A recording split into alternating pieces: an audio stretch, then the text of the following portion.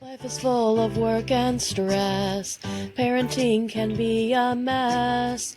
Being a woman is hard enough without adding on that extra stuff. We'll cover topics of every kind. Helpful resources we will find. We'll even drink a bottle of wine. Join us. It will be a real good time. Hi, I'm Amanda. And I'm Nikki. And welcome back to Working Mom's Wine, where we drink a bottle of wine. And whine about our crazy, busy, stressful working mommy lives. Mm-hmm. And sometimes we offer resources to help you and to help us along the way, but although we haven't done a lot of that lately. We've just been whining because there's been a lot going on. There's been a lot going on. And a lot has continued to go on. If you haven't noticed, we disappeared for at least 3 weeks. I'm not sure when my last... Yeah, I don't know. It's 3 weeks a month, maybe. But here's the wine we're drinking today. It's J. Lore's 2021 Paso Roble Cabernet Sauvignon. And then it says that this is dense and soft, has flavors of blackcurrant and cherry, enhanced with a bouquet of vanilla and spice from 1 year of barrel aging. And they recommend it with grilled beef, lasagna, or dark chocolate. Is grilled beef a weird way to say it? I feel like it is. Yeah, I was like, is that me? I would say steak. Right. Grilled steak. Or just with beef. Like, why does it have to be grilled beef? I'm trying to think of anything else. Like, you have ground beef, and then you have steaks. That's why it sounds weird, because ground beef and grilled beef are too close. Right. Like, you don't say it like that. Anyway, on the internet, it also mentions that it has notes of toasted pastry and hazelnut. So when you have hazelnut, vanilla, and toasted anything, I'm in. That's not bad. It's not bad at all. I think I liked the Pinot Grigio that I tried a couple weeks ago better. My lovely husband there was a night where I wanted to drink, and I'm like, just get a Bud Light Lime or something. They didn't have whatever it was I asked for. And I was like, okay, just surprise me. And I come home, and the fridge has seltzers, Crown, 2 bottles of wine. That might have been it. But I was like, you went ham. And he's like, well, I figured you guys would want to stock up on wine for your podcast while I was there. And I'm like, that's fair. And then I drank a bottle before we started recording. But that was the one that you had. Rude. I feel like we should have it again on air, though, because it was really good. I mean, we can. I'll have to remember what it was stuff too eventually. Well, yeah, not like we haven't. Who wants to go to the specialty store every time you buy a bottle? So, do we want to whine about how you're never going to help me move again? So I texted a friend some of my frustrations in the process, because no matter who you're moving, how much stuff you're moving, how you're doing it, moving sucks. It just sucks. It always does. And we had a lot of things happen in this process that made everything 10 times harder than it was supposed to be. Sure did. So, and I said, I'm going to vent to you because you aren't friends with my sister-in-law, so it won't color your opinion or anything, and I just need to say it somewhere before I scream it. Yeah. I mean, it wasn't the worst of the worst, but it was the hottest of the hot. It was the worst weather. And so many things compounded to make everything a last minute rush. So we thought we were going to have 3 young, able-bodied people with us all day long, and instead they were only there for 3 hours, which sounds like a lot of time until you actually try to do some moving for about 3 hours and realize how very little you get done during that time. Yeah. But they had gotten everything loaded up into the U-Haul, and so Brandon and I had to go unload it by ourselves, including my very heavy and piano. That's another thing, because of the way the timings of the purchase and the selling of the house, they had to load everything into a U-Haul, move it into a storage center, move it back into a U-Haul, and into the new house within a week's time. Yeah, because our first house had fell through. Reference Ghost House podcast if you have not. And that put everything off by a week, and the people who were buying our house were like, we're really sorry. we have already made a bunch of appointments and things to have carpet taken care of, and we cannot push our things out. So I got to live with my parents for a week again, who I love dearly, but it is a lot to cram my family of 6 into their house these days. Yeah. Just like with everything, two feelings can exist at the same time. Yes. Extreme gratefulness for all the help and support that was given, yeah. but also extreme frustratedness with the way that things went down and kind of Yeah. compiled on top of each other. And exactly. yeah. So we got behind moving everything out. I had been telling my dear sister and my realtor for like a week that I didn't need help because I thought I didn't. I thought I had a bunch of hired help coming. And then when they had to leave early, Brandon and I had to unload the U-Haul into the storage unit, the storage unit by ourselves. And that was a whole other thing. The company that we used was great. This is not the storage company's fault at all. But when we got there, the unit they assigned us, so I didn't realize I hadn't finished the checkout process. And we had to like call them up and be like, we actually wanted that unit, and luckily they still had it available. But some of them had asphalt going right up to the units, and some of them had asphalt and a strip of gravel in the unit. So it's like there was a lip. Yeah. And so we asked her to change our unit once we figured that out, and she did, and it was great. But we had to unload all of that by ourselves. So instead of me, I thought during this time while Brandon and the other kids were unloading, I would be working in the house, which could not happen. And then by the time we get back to the house, we're all freaking beat. So Nikki came over at the last minute, helped us as much as she could. We all went to bed at like 2 a.m. And at 6, I was up heading back to the house because it was closing day and I had to be out. So and the cleaning had to be done. We didn't do any cleaning, maybe a little sweeping, but right. When I got there, I think here's another thing. When I texted you, you were like, I just need help cleaning 2 bathrooms. And I came over to clean bathrooms and realized half your basement was still not upstairs. Well, and I was like, oh my God. And that was the thing. We thought we were going to be working on that. Yeah. While the other people were at the storage unit. So yeah. It did not happen. Did not happen. So the basement was still crazy. We got a lot done. And I looked around and I was like, okay, we're all falling asleep. I think you had already left. I had physically walked. Our neighbor is so awesome and said, here's some space in my garage for all the things you didn't get into the storage unit and whatever. Yeah. So I was loading things in the truck. We were physically walking them back and forth. And then the next morning we were loading you and my realtor's car up and driving things over to his garage and trying to clean up. And then, of course, because I've scheduled for it to be shut off, the electricity goes out. Before we could vacuum the last room. We're sweaty. Nothing was vacuumed. Yeah. So my realtor swept the living room. She did.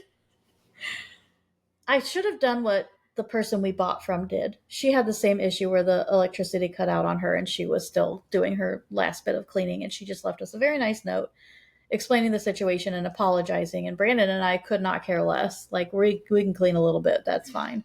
But I should have just done that for the other people. Been like, oh, electricity's out. Sorry.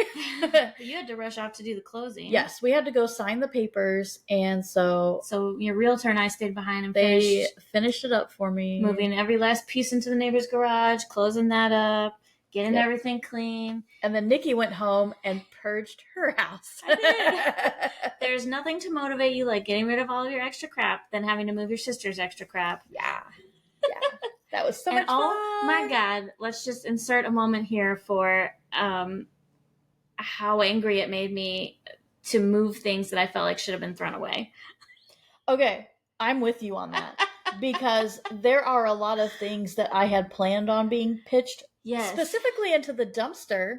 Right. That did not get done. And you just ran out of time. And then it was there and we're like, well, we got to do something with it. So in the truck it goes. Exactly. It was a hot mess. Well, Mom was over the other day and she goes, on the hot, it was a heat wave. Yes. It was in the 90s. Yes. And the day that we moved was the hottest day of the week that week. Yeah, it was rough. And the electricity here was not on yet because even though I had done my duty and scheduled for it to be turned on, they had not turned it on. So I call them and they're like, oh, I don't know what the holdup is, but it should be on by 5. And at 4:45, it was still not on. So all day long, We moved everything in the heat, and you couldn't even come into the house and be like, oh, I'm going to chill in the AC for a second. We chugged water and Powerade, and we even sat for part of the lunch break in my car with just the AC on because we were dying. And that day, too, I was supposed to have 2 other people besides the one person that did still show up, and only one person showed up. Poor guy. I paid him like double. But that too, like we were supposed to be getting things done in a much shorter time frame, and it wasn't happening. So all the calamities collided. And we were on death's doorstep. I felt guilty when I went to go get lunch because I was like, okay, we're all starving. We need food, whatever. But here I am standing in the air conditioning in Subway getting our lunch, knowing that you guys have no AC. But it did feel very nice. Yeah. I think we got the truck over here, and I think like 3/4 unloaded. Mm-hmm. And you and Dad got a load from the neighbor's garage. And by that time, I was done. Yeah. Because we had loaded up the full truck at the storage unit and come here and unloaded most of it. And I was only able to help with some of the loading. Including a piano, y'all. Yes. I helped move a piano up steps. A very heavy upright piano where the dolly had unfortunately been left in our neighbor's garage. We smashed your poor husband's arm in the door frame, but we did get it inside. I mean, he's the one that forgot the dolly, so maybe he deserves it. them's fighting words. But we found the dolly when we were working on getting it back, and then we found out that like the one kid that was helping us was leaving soon, so Nikki and Brandon felt very pressured to just get the piano. We just need to get this in before the one youth person leaves. Right. There's no way I'm lifting up the way that he was lifting. The good news is the nightmare is behind us. It's done. And hopefully I never move again. And now I have 3.5 bathrooms between 6 people, and it's so much fun. It's a beautiful house. 3 of us can shower at the same time, and the hot water keeps up. That's nice. Never had that happen before in a house. It's very nice. Mm-hmm. Now you just got to unpack all of your stuff. I know. I think we've made good progress. Don't mind the things behind the curtain. You don't see it. It's one of those things where I started unpacking. Obviously, you want to get your kitchen together first. Mm-hmm. Because eventually you're going to run out of your paper plates and cutlery and whatever. So, and it's the first week of school, so there's that too. Yes. So I got things done as much as I could, and then I started, like, Brandon would bring boxes in, I would unpack them where they go, and then rinse, repeat. Oops, sorry. Okay. And then at one point it was like we started having things we had to find specific items for, like, I mean, the work example is silly, but we just had Olympics at work, and I dressed up like a hobbit, and I knew there were costume pieces that I already had. So I went and found those. I had to go find those. I knew I had pre-bought some school supplies, so I had to find those. So, and that's what it is, like the computers and TVs and stuff. Like, we knew we had to get that hooked up, or the kids were going to go nuts. So at some point, all it is Brandon moving boxes and then removing boxes and then moving them again as we search for the specific boxes that we needed. But, like, I do slowly learn lessons here and there. This time, I would say about 90% of the boxes are labeled. There was, like, those last few boxes where we were just in a rush and chucking things in. Yeah. But most of them are labeled with where they're going to go. Some of them might be labeled with where they were going to go in the house we thought we were going to buy initially. But it's easy to, like, look at something because it'll have, like, a kid's name and the location. Or it'll have the location and what's in the box. And then I'm like, okay, that location doesn't exist in this house.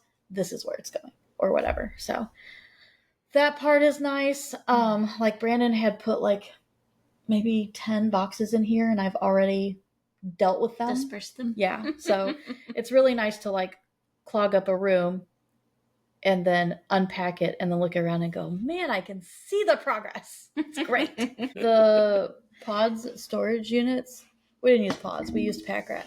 But either way, they're 3 times more expensive than you think they're going to be. I looked into the pricing, obviously, when I found out we were going to store our stuff for a week. And I think no matter what route we went, it would have been expensive. But Pods was having a 25% off sale, and Pack Rat was having a 50% off sale. Oh. And then I went and looked at their base pricing to make sure it wasn't, like, equal anyway. Yeah. Also, Pods had, like, 0 availability, but they were more expensive than Pack Rat. So we went with Pack Rat. And they kind of allude to the fact that you're going to have to pay more throughout the process, but you don't really know how much more it's going to be. So there's the charge to rent the pod for the month or however long you're doing it. But then there's also the charge for them to bring it to you and the charge for them to move it from your old address to your new address. And then what I didn't expect was the charge to take it from your new address back to their warehouse. So that was fun.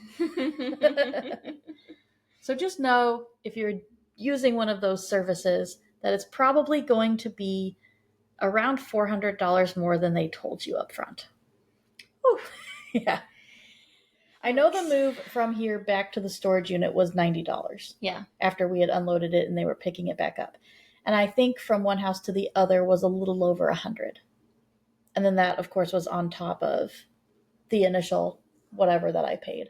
Yeah. But what is nice is they give you like your own personal login to their website, and you can just schedule things online without having to call them. Like, this is when I want it picked up. And if you try to set a time, they'll charge you an extra $50 every time you do that. So just be okay with them showing up at a random time. Mm-hmm. Have them get it or drop it off the day before you need it, and then you won't have to schedule a time, and then have them pick it up a few days after you think you'll really be done. Yeah. Although Brandon did unload it very quickly. Like, I unloaded a few things here and there as I had time, but there was one day where he was off of work and he was just like, I'm just going to knock the rest of this out and we can have them pick it up early. And I'm like, all right. But sounds good. It's a very nice neighborhood. I got on the Facebook page when we moved in and I was like, hey, here's our address. We're new here.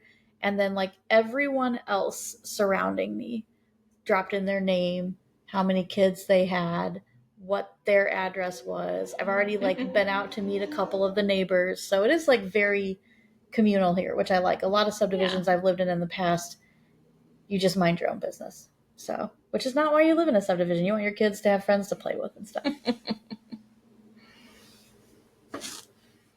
Although if I had it my way, I would have acreage and not have neighbors anyway.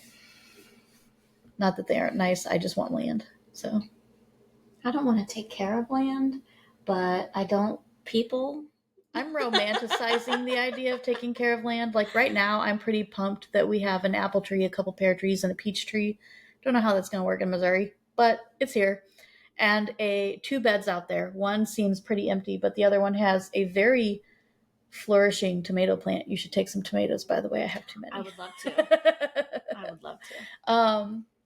And I'm very excited that we have those things. But I know after winter, when spring rolls around, me having never had the time or knowledge to garden myself, that I am going to be cursing its existence at some point as I try to figure things out. Yeah. So I have some research to do. How are your purging efforts going? They're okay. I've gotten rid of a lot of my stuff and a lot of stuff out of my basement. Yeah. My daughter's a burgeoning hoarder, so that's the problem. She won't get rid of toys, even though she hasn't touched them in forever, like over a year, you know. And every toy, it's a memory, Mom. It's a memory. We'll take a picture of it and throw it away because I'm done. As much as we did not get to everything I wanted to, I was able to purge so much of my kids' stuff. Like they would go to our mom's house and I'd be like, all right, I'm going to throw away every cheap little plastic toy I can. So there's a lot of things. And even when I was unpacking, of course, since we had to move some of the trash, if I come across something in a box and they're like in their rooms or whatever, into the trash can it goes. What just ran into my house? I don't know. some sort of bug or something. I know. I feel like it looked like a bug was going by, but it sounded a little too solid. And I'm like, you know, I wonder if it's the praying mantis. Would it fling into the window? Possibly, because that's how I got it outside, kind of. Oh. So there was one day where I was in the kitchen, and I look up, and there's a huge praying mantis up on the ceiling. And it did not look like it had a great grip. Like, as it was trying to move, it was doing, like, this number. Like, can I touch here? And I'm like, cool. So while I'm washing dishes, this thing's going to fall on me. So, of course, we all took a million pictures because that's what you do when something weird happens. That's right. And at one point, like, I got involved in stuff because they're like, are you going to get it outside? And I'm like, I can't reach up there. Like, I'm 5 foot to begin with. You need Ari's butterfly net that's on a huge bamboo pole. That's what we should do. We should get new bug nets. So, or I did just order an apple picker for the apple tree. So next time I can just clip. Mm-hmm. But I was watching him as he slowly like tried to figure his way across the ceiling molding. And then at one point I get distracted with stuff and I look back up and he's like halfway across, like towards the living room. And I'm like, oh, he must have like gotten his bearings and just took off. And then I was gonna have Brandon try to reach him when he got home. Completely forget, of course. And I come downstairs the next morning to get everyone ready for school, and he's not there. And I'm like, okay, I guess we'll have to figure out where he is later. He was on the mesh that goes in front of the fireplace. And I'm like, okay, so is he stuck now? But he's like halfway onto it. Is he fine? Can he move on it? I don't know. But he stayed on that for like, I want to say a couple of days because again, I would think, oh, I'll take care of that in a minute and then completely forget about the poor guy. And then Brandon was looking up, well, you know, can they hurt you? Whatever. And I'm like, well, I don't think so. And then, yeah, we were looking it up and it's like, it's not that they, like, even if they bite you, it doesn't hurt or pierce the skin usually, although I think later he read that it can. But their hands, if their things are sharp enough, can accidentally snag you. So I was down in the living room Thursday. I was down in the living room Thursday, and I was helping Jack with something on the PlayStation. Yeah. And all of a sudden, he lands on my leg. And I'm like, but I was like, this is my chance, right? It's like, I can sidestep. Well, he's very light. Like, I wouldn't have known if I hadn't, like, heard the noise of his wings and then, like, seen him kind of cross my vision. And I like looked down and he's on my pant leg because I was wearing long pants. So I was like, okay, I'm going to just kind of sashay towards the backyard. So I'm making my way towards that door and he flies off of my leg and onto the coffee table. So then I put Jack's hat over him. But the hat, of course, is a baseball cap where it has those openings in the back. And so he stays in there for a little bit and then he figures he can crawl out. So I go get a plate because I was going to try to scoop him and then put the hat on. And I finagle it so that the hat's on top and he's on the plate, but he can't get to the hole. And then I walk over to the door and I'm like, both my hands are occupied right now. How am I going to open the door? So I managed to get everything into one hand, open the door, get him outside and set him free. And then he was just like flying all over the place. And Jack's just like, I don't remember exactly what he said to me, but he was basically asking a lot of questions about the bug being outside. And I'm like, the bug belongs outside. This is where he can finally eat and be okay and live his life. But it was really funny to have. Jack just thought you had another roommate. I know. And I didn't realize how big they are in person. Like, I've never seen a praying mantis in person. Really? Maybe at like a herpetarium or something. But even then, they're behind the glass. Didn't we used to have them like on the windows at the house? We had walking sticks. But I don't think we had praying mantises. And leaf bugs. Unless I just don't remember. But I don't know. I don't know. I feel like I remember them, but I don't.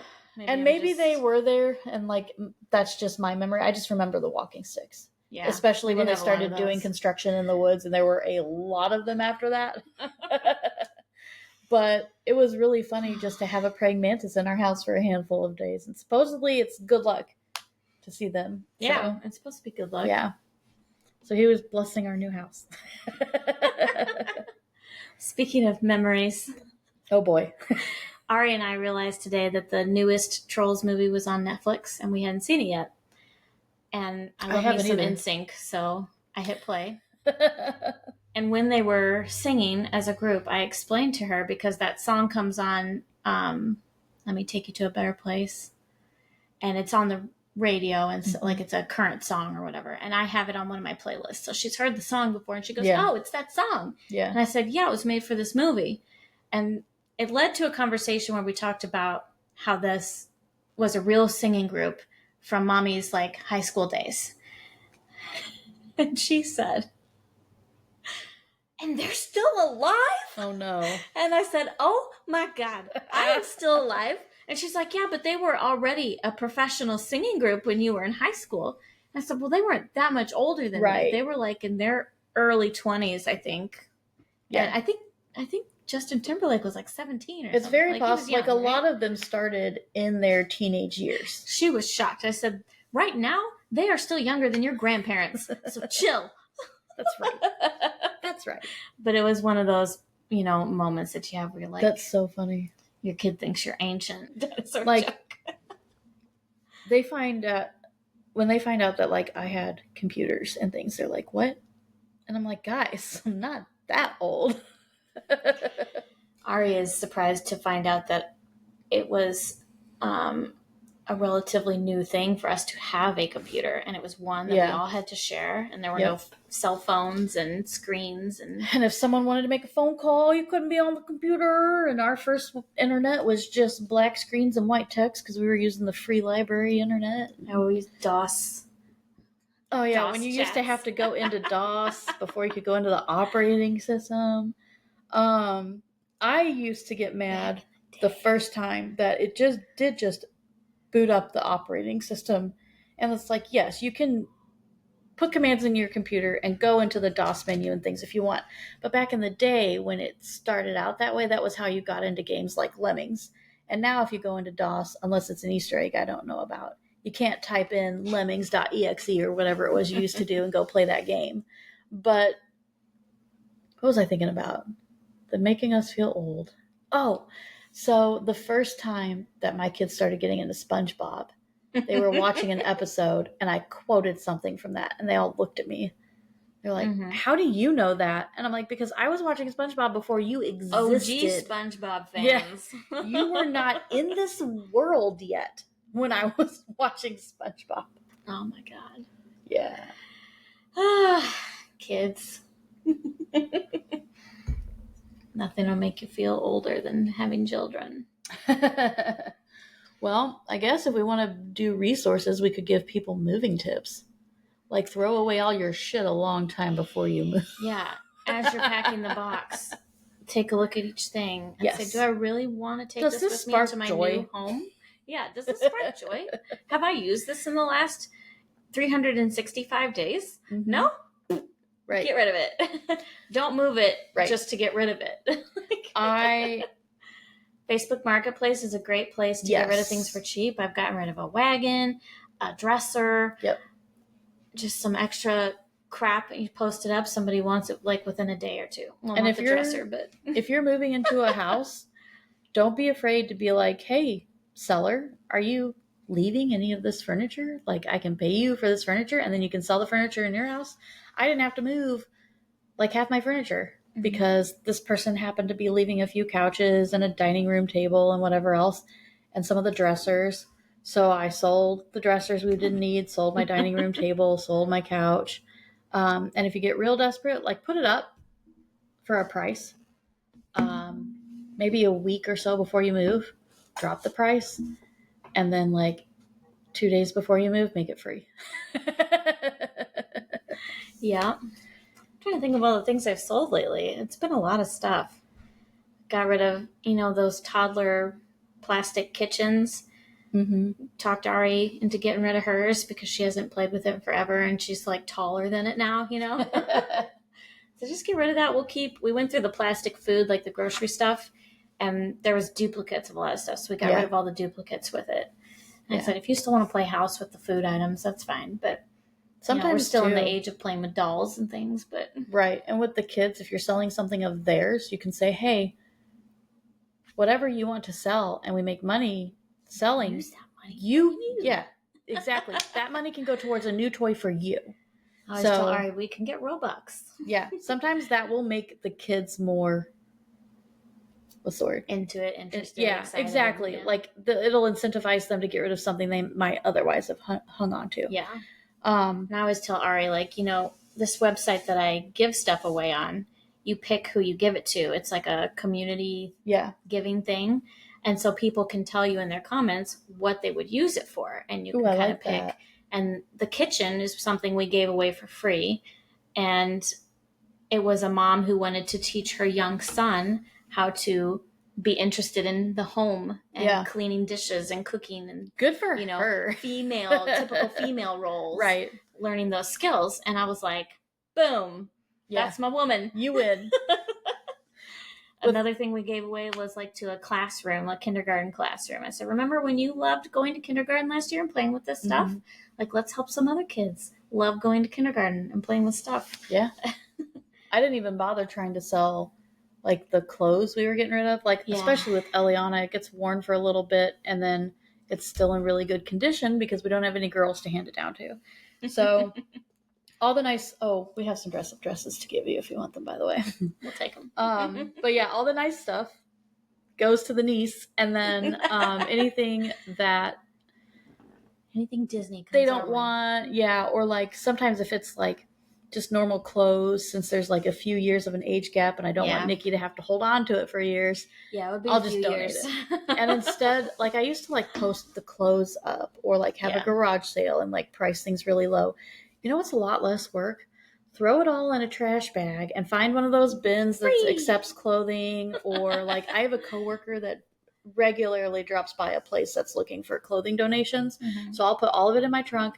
I probably filled 12-ish bags of old clothes between me, Brandon, the kids. And it was just, or like even backpacks that like we use like one year and then they'll get another one with their new character on it. And I'm like, okay, well this backpack's still great. But we also have like other backpacks that are still great that we can use for trips and things. So these backpacks are going to a kid that needs it. Right. But yeesh. So many good places to send your stuff. Yeah. I try to put my books into one of those free little libraries sometimes. Oh yeah, I love those. And then one time I posted on Facebook asking where I could get rid of, because a lot of the free little libraries around us are filled with children's books. Mm-hmm. And I thought, I don't want to put my young adult books in there, because it just didn't seem to be on theme, you know? Right. And someone responded that she goes and picks up books from people's doorsteps for their school, who does a book fair as a PTO fundraiser once a year. And it's a young adult age, like middle school kind of age. Mm-hmm. And she's like, we never have enough young adult books. We always have little kid books. And I was Bingo. Like, have all my Twilight books, have all my Divergent books, have all, Love those series, but I'm more of an audiobook gal. If I do read a physical copy, I'm never going to physically read it. I will listen to it. So I've just been getting rid of a lot of books. I've been struggling with is like between that and like Blu-ray / DVD. Mm-hmm. It's like there's some things like I feel like I have to have it, but like I can't remember. We probably only use the Blu-ray twice a year, Thanksgiving and Christmas, for like the special Charlie Browns. Yeah. Or like the old school Rudolph the reindeer. But it's like, I bet you now you could buy those digitally too. Yeah, I've been trying to, as I get things digitally, get rid of the physical copy. Except for my Disney movies. I keep all those. I feel like everyone has those old VHS things now. I don't have any of those, but I have the Blu-rays now. So maybe one day they will be like the old VHS. And I keep thinking about that because like, I don't know if they still are, but for a while they were such a hot collector's item. You could sell those VHSs for real good money. You could. But that's like, we're in a book club at work right now and we're reading psychological thrillers. And teaser, we also played Traders. So it was really funny to be reading psychological thrillers at the same time that I'm playing the Traders game. But I took notes as we were going through the game, and we're going to try and like recap some of those for you guys. We're going to have some fun episodes. Yeah. Step back up. I was waiting on, we're supposed to be getting a whiteboard from mom and dad. And I was like, that will be handy because then I can set it up here and block all this nonsense and scribble on it. I can't remember the guys' names, and maybe we can credit them later if I figure it out. But there's two guys, and they break down a lot of sports stuff, but they also have episodes here and there where they break down the reality TV shows. The one guy breaks it down to the other, and he puts all this stuff on the whiteboard and like draws circles and lines between them, and it's hilarious. It's one of my favorite kinds of TikToks to watch, just when I come across those guys. And I am so extra when I play any of these games at work. Like I had taken a notebook from, we have these things that we call All Group. So you have your small groups where you choose what you want to do. And then you have your all groups where everyone in the company, every few years, they require you to do it. Mm-hmm. And they put you in these groups, and you don't choose like when you're going, who you're with, whatever. They like assign you to things. And the idea is you're growing personally, but you're also getting to know other people and getting to watch them grow too. And so I had a little notebook from one of those sessions because it's like you only meet 4 times and they give you this notebook and you don't even like barely fill it. Yeah. So I had the all group notebook and I crossed it out in red and wrote traders underneath it. I gave everybody a code name.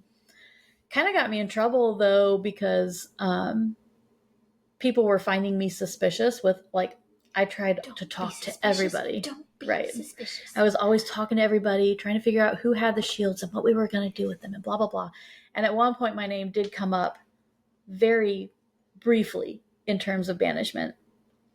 And I immediately had like 3 people vouching for me. And they were like, listen, the way that Amanda's just intense. Okay? Yes. They're like, the way that we've pegged traders so far is people at my work are so bad at hiding it. Like you could tell on their faces and in the way they act, they were just acting not normal. Like that would be me. Like you'd know it in a second on my face. Well, and initially they had done a bunch of surveys. They had done a bunch of surveys and they were going to use those to decide who were going to be the traders. I don't know what fell through. Something fell through. I don't know if the names weren't on the surveys or what the deal was, but they didn't end up being able to use them. And so they randomly drew the traders in our first meeting. And I walked out of the meeting and started talking to one of my friends. And she was just like, off in another world. Yeah. You know, blah. And I'm like, oh my God, she's won. Goes, oh my God, what am I going to do? Yeah. I don't know how and we didn't kick or we didn't try to banish her immediately. There were some other people we knew were more obvious. So we went that way first and like tried to figure out if we really were going to, but she was one. So, what was I talking? Okay. So I came up at the table, and like 2 or 3 people were immediately like, that's how we've pegged the other traders is they start acting different. This is how Amanda is. Like, sorry, that's just, she goes all in on every, I mean, I dressed up like a hobbit because we were in New Zealand in the Olympics. So they were just like, yeah, this is just her. And Survivor's getting ready to start up again. But while we were in the Olympics, so you get me drinking and I just don't shut up. While we were in the Olympics doing our final event, there were some people like lined up on the curb waiting for their turn, and they were talking, and I started hearing someone talking about the AI arena, and I'm like, ooh, somebody's watching Big Brother. I have to get in on this conversation. I know what they're talking about now. Let's talk about Big Brother because I am killing the fantasy leagues. Not only the one with just our family, but the major, like, big one that everyone just joins. I'm killing it. We're using bracketology this time.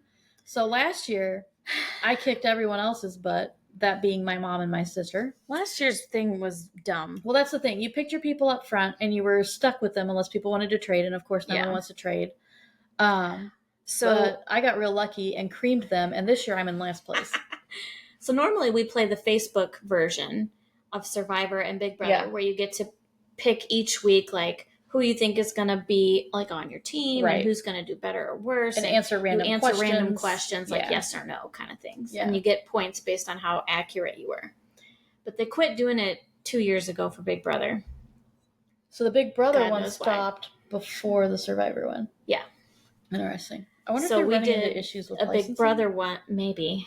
I don't know. We did a Big Brother one last year on a different website, and I just kind of Googled and took the first one that came up. You know, this time I did some research because it was awful.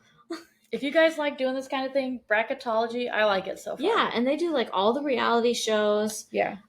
So it's been really good. You can do the official like big league with everybody. There's like, looks like 1,700 people in the official league, and I'm number 27. That's really good. I'm really good. Do you get anything if you finish like top 10? I don't think so. That would be nice. If you do, I have no idea. But then we have our own little mini league for our family, and it's just me and Amanda and her husband and our mom.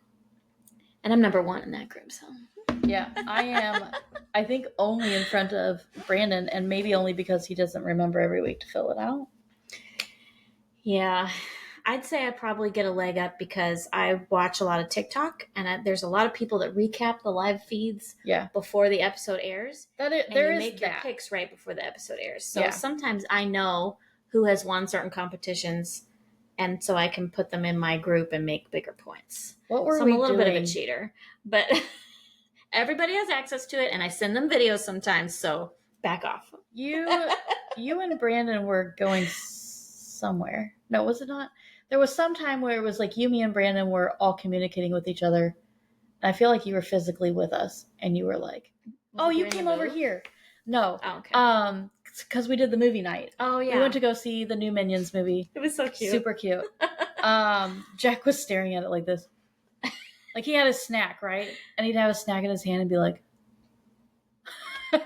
using it. But her and my niece came over afterwards, and we were all hanging out, and I was like talking about this and that and how I wasn't sure. These are the people I put in the bottom, and here's my strategy, and I'm trying something new because I'm sucking this year. And she was like, well, just so you know, so-and-so is head of household now, and these people are up for eviction, and maybe you should go in and change it. And I'm like, I never figured that like I should be paying attention to that stuff and allowing it to influence what I did before we watched what they actually decide to put on TV. Yeah. So yes, you could definitely have a leg up if you follow all of that outside of the actual episodes. A big part of Big Brother is the people who are what we call live feeders, who watch the live feed all day, all night, catch the conversations that don't get put on the TV show and stuff. And you do find out you don't get to watch the competitions happen most of the time, but when they come back in the house and they're talking about it, you find out who won, who did this, who did that. And you get a feel for who's actually in alliances and who's just saying they're in certain ones. You get more insider information. Yeah. And so you can look at it as cheating. You can look at it as it's not, because it's a big part of the show if you're really into it. Exactly. Like it's one of the things about the show is that you get to watch them live in the house. Yeah. And it's not something where only certain people can access it. Like everyone could choose to go be checking these things out. That's true. So it's publicly available information. And there are even websites that will recap for you.